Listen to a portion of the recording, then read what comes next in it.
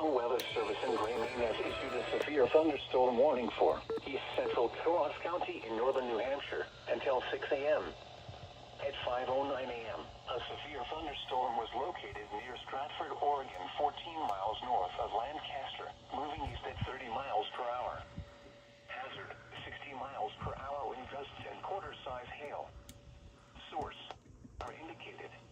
Full amount of is expected. Expect wind damage to roofs, siding, and trees. Locations impacted include Dummer, Mylin, Stratford, Sark, Northumberland, Berlin, Upton, Grafton, Shelburne, and Arrow. This also includes Umbagong Lake State Park, Kilkenny Ridge Trail, Pontoon Reservoir, Mount Success, and Percy Peaks. For your protection, move to an interior room on the lowest floor of a building.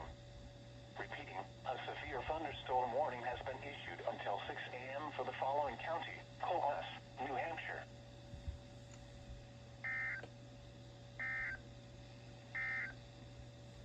This is no weather radio. That scared the fucking hell out of me. And I guess WIG 575 is back to doing just Coos County.